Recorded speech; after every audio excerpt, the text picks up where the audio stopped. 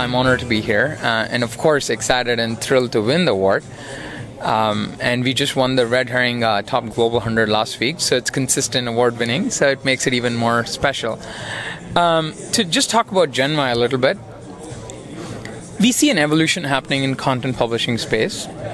The evolution is that content publishers, whether they're from media or marketing departments, what they've seen is print and web. The way they reach their audience on print is through print and web, right? The problem we see is that with the explosion of mobile, all these content publishers want to reach their audience on mobile with highly engaging applications. Well, the problem in the marketplace for them is the desktop and the web publishing systems were not built for mobile, right? Desktop system produces PDFs. With web publishing, they have to use IT teams. Not really conducive. What is needed in the marketplace is something purposely built for mobile that can offer them to create highly engaging content packages with custom and branded design, ability to revise these apps once published without having to recompile and all that sort of stuff. And the third is you should be able to create it once and deploy it to all devices. That's exactly what GENWI helps content publishers with. We help content publishers to create live content and engaging applications, all from a cloud-based mobile CMS. CMS meaning content management system. And what we offer with such a cloud offering is that the content publishers can design their apps freely. They can revise it in real time. And the third thing is they can create it once in the cloud as a runtime and deploy it to all mobile devices. And more than any of this, the disruption we've created is we're the first company to bring cloud to the publishing industry in such a clear way. Nobody had done that before. And what we offer by bringing such a power of cloud publishing is publishers get a chance to faster time to market and try and experiment and see how mobile they can engage and what will win, what may not win. Second, they don't have to use all the programming and all of that, so their costs are low. And this third thing is they have to spend no cost on ownership of infrastructure, hosting servers, figuring out how to optimize the bandwidth, all of that. We cut it all out. Beyond the business disruption, one of the key technical innovations which really helps publishers is that we separate the content from the design in the cloud. So content publishers, the editorial team, or the marketing team can come and deal with the content, add it locally or aggregate it from elsewhere, model it and curate it.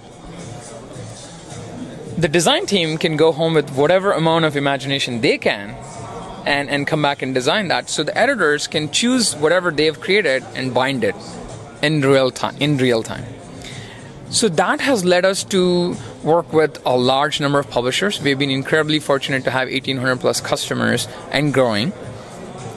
We get about 7 to 8 million app views a month, and we have stored over 100 million posts because we aggregate those into our system and deliver in the cloud.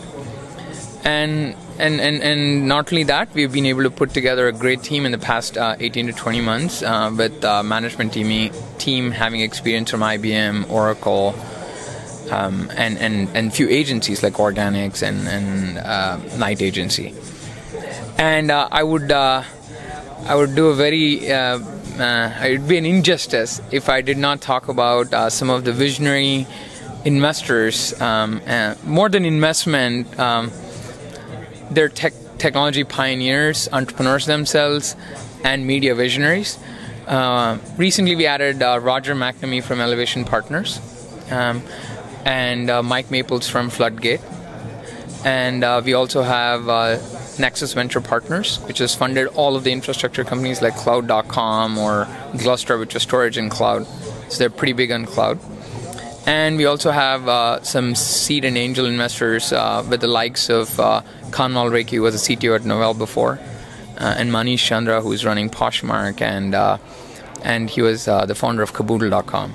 So great team to back us up, and a great set of investors and advisors. Yes, it's again, I have to say it's fortunate to get such a good reaction, and it's not a reaction just to the presentation, it's a work our team has done over the past 18 to 24 months.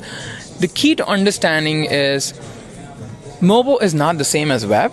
Developing these technologies take time, right? So our team really works hard because making a promise in terms of value proposition is one thing, and delivering that value proposition to the T takes a lot of time.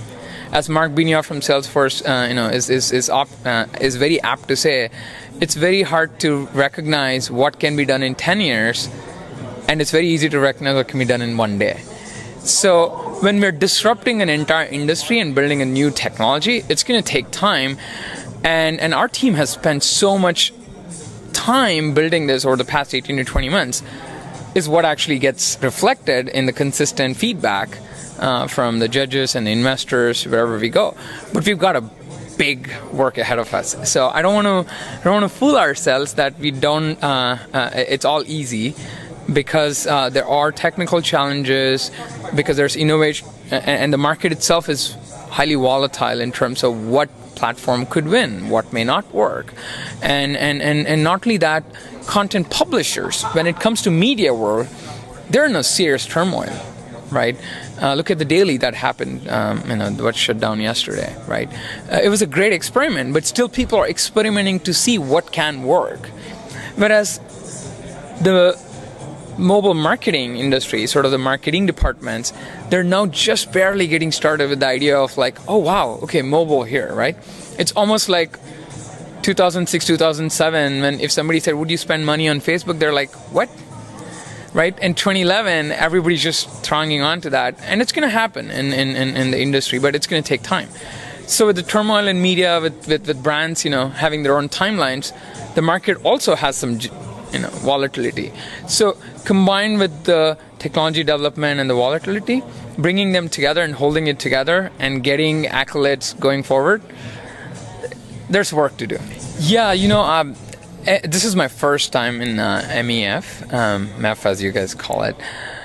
I'm amazed. I had no idea coming in, to be honest. And first, great location, great team. The third part was the agenda. I was pretty much like super shocked, like to see such great lineup of speakers and keynotes and whatnot. One of the best for me was Red Bull. I mean, what a shock. Red Bull is a media company and not actually a drink company and a marketing company. And aptly, MEF team named it as content and commerce, and they had the right, you guys had the right set of people showing up. And to me, Red Bull talking about that was like a brilliant vindication of what we have seen, but seeing it here when they gave the speech was amazing. That was one I really, I'm going to take home and show to my team and investors. Second, I really liked was the diversity here, because it's not all about the same startups that we have seen in Palo Alto. It's kind of like a little bit more diverse. You get to see not only people who are outside Palo Alto, but also you get to meet with mobile entrepreneurs from around the world, which is actually pretty cool.